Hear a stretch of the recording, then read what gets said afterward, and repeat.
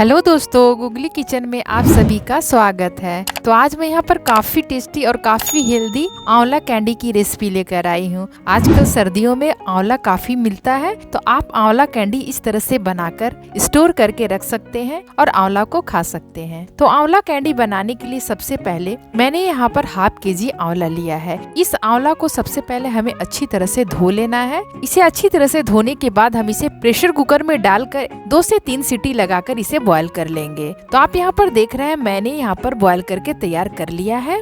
तो आप यहाँ पर देख सकते हैं यह अच्छी तरह से बॉईल हो चुका है और आप देख सकते हैं कि यह फट भी गया है। तो अब हम इसे एक प्लेट में निकाल लेंगे। उसके बाद हमें अच्छी तरह से सारे पीसेस को उसके बीजों से अलग करके पहले तैयार कर लेना है। आप यहाँ पर देख रहे हैं कि मैंने इसके सारे बीजों को अलग करके तैयार कर लिया है। उसके बाद हमें क्या करना है, इसे ग्राइंड करना है।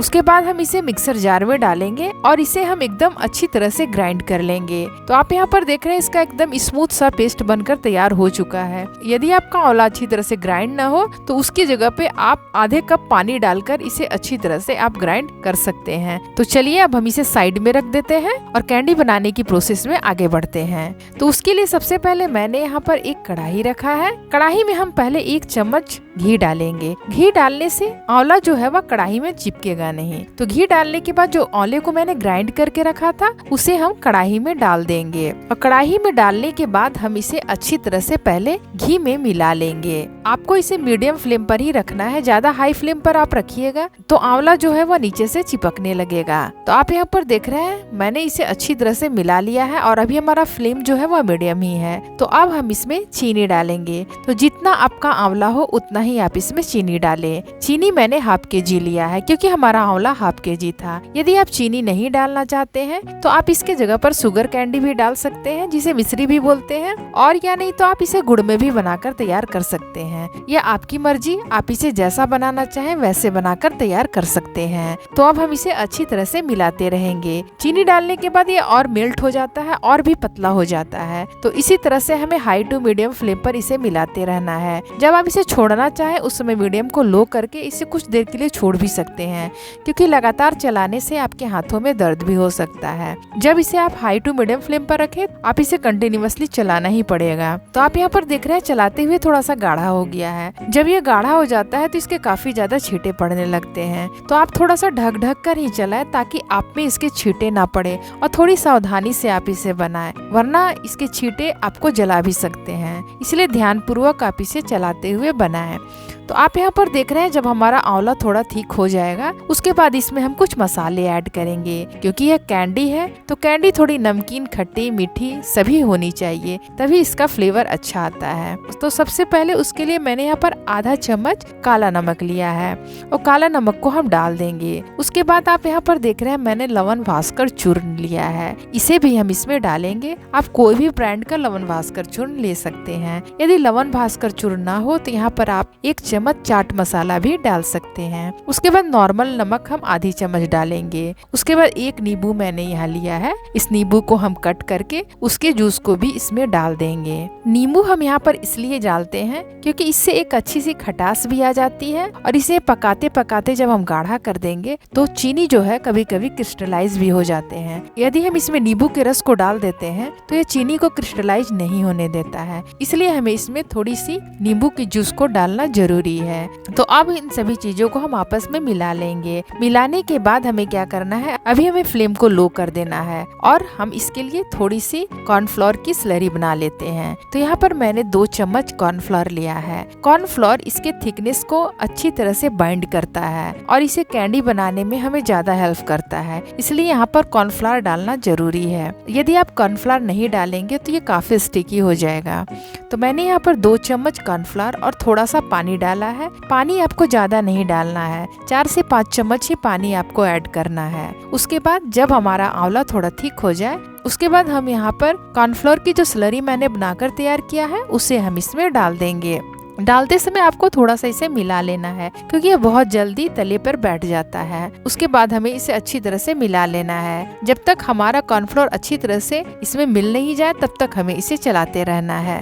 तो आप यहाँ पर देख रहे हैं अभी ये चिपक नहीं रहा है क्योंकि मैंने इसे फ्लेम को लो करके रखा था। अब बिना चलाए हुए भी आप देख सकते हैं ये नीचे से नहीं चिपका है। तो इस तरह से मिलाते हुए और ये धीरे धीरे गाढ़ा होने लगेगा। उसके बाद मैंने यहाँ पर थोड़ा सा एक पिंच यहाँ पर फूड कलर ऐड किया है जिससे इसका कलर थोड़ा सा डिफरेंट हो जाए। फूड कलर ऑप्शनल है, आप नहीं चाहते हैं तो आप इसे ना डालें, इसे स्किप कर सकते हैं। उसके बाद फूड कलर डालने के बाद हम इसे अच्छी तरह से मिला लेंगे। तो आप यहाँ पर देख रहे हैं थोड़ा सा इसके कलर में चेंज आ चुका है। तो जब तक यह पक रहा है तब तक हम कुछ और काम कर लेते हैं। तो मैंने यहाँ पर एक मोल्ड लिया है। उसके बाद हम इसमें एक पेपर को रखेंगे और पेपर रखने के बाद हम इसमें 1 चम्मच घी डालेंगे और घी डालने के बाद इसे अच्छी तरह से स्प्रेड कर लेंगे। बटर पेपर डालने के बाद हमें इसे डिमोल्ड करने में काफी आराम हो जाता है, इसलिए मैंने इसमें थोड़ा सा बटर पेपर रखकर घी से ग्रीस कर लिया है ताकि हमें डिमोल्ड करने में आराम हो जाए।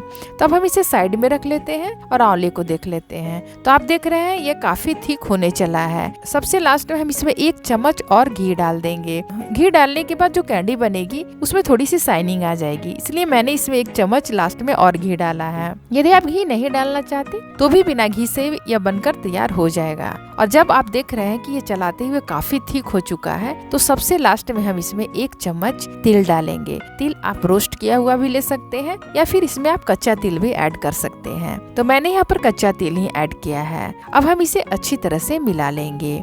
तिल डालने से इसका टेस्ट जो है वो थोड़ा सा डिफरेंट हो जाता है और खाने में तिल का टेस्ट आता है तो और भी ज्यादा अच्छा लगता है। तो आप इसकी कंसिस्टेंसी को देख सकते हैं, ये काफी थिक हो चुका है। अब यह जमने की कंसिस्टेंसी में आ चुका है। तो मैंने जहाँ पर ग्रीस करके मोल्ड को रखा था उसी मोल्ड में हम इसको ट्रांसफर कर लेंगे। उसके बाद हम इसे अच्छी तरह से चिकना कर लेंगे ताकि हमारी कैंडी जो है वो अच्छी तरह से कट होकर बाहर आ सके और देखने में भी ज्यादा अच्छा लग सके। यदि आपका स्पैचुला काफी स्टिकी हो रहा है तो उसे साफ करके थोड़ा सा आप इसमें घी लगा ले, उसके बाद इसे चिकना करें तो आपकी स्पैचुला इसमें बिल्कुल साफ रहेगी, इसमें चिपकेगी नहीं। आप देख सकते हैं मैंने थोड़ा सा घी लगाया तो ये कितना साफ है, इसमें हल्का सा भी चिपका नहीं है। तो अब हम इसे कुछ देर के लिए छोड़ देंगे ताकि ये ठंडा हो जाए और ठंडा होने के बाद ही हमें इसे कट करना है। तो आप यहाँ पर देख रहे हैं ये बिल्कुल ठंडा हो चुका है और मैंने इसे डिमोल्ड भी कर लिया है। इसमें बटर पेपर देने की वजह से ये आराम से डिमोल्ड हो गया है। तो अब हम इसमें से बटर पेपर को हटा लेंगे। तो आंवला जो है वो